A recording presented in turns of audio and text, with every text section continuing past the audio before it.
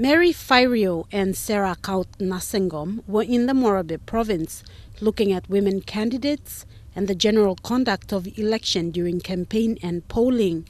We did manage to speak to the 3 women candidates that we wanted to, that are in our focus. And some of the challenges, like Sarah mentioned, mainly was the logistical support that kind of hindered them towards doing a good campaigning. In terms of impression from the general voters, we talked to some of the supporters, but mainly from them, they thought one of the main challenge is the perceptions that they get from the people around. In terms of them being female, and men wanted like a strong women to be standing, and they needed to work extra harder in terms of securing resources. Most of what they observed is similar to views that have been shared by many people. Most eligible voters did not have their names registered in the common roll.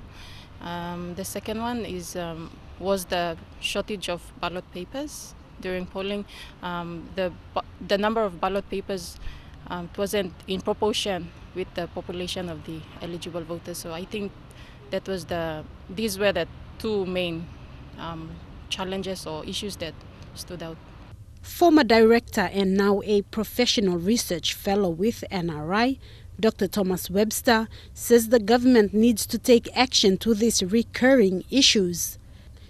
In 2007, we did the Domestic Observer Report. Following that report, we also did commission studies about how to improve the common roll. And we have a report here on improving the electoral roll and voter identification in Papua New Guinea.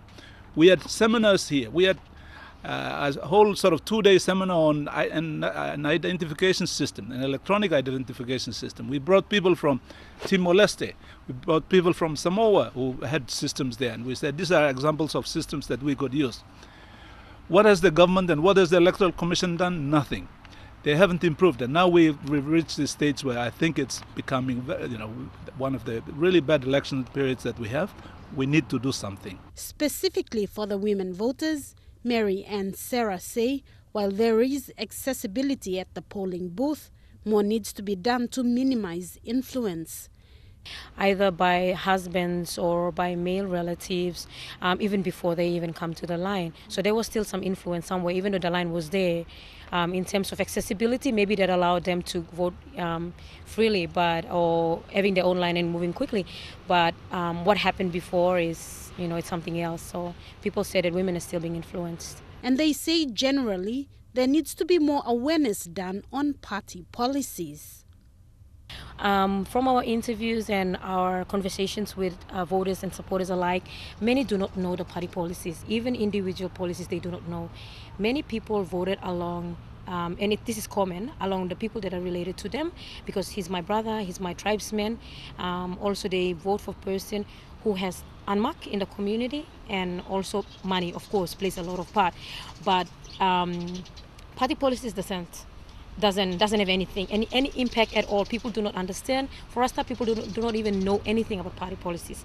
So we asked them, can you at least point out one that you know? And they said, I'm not sure.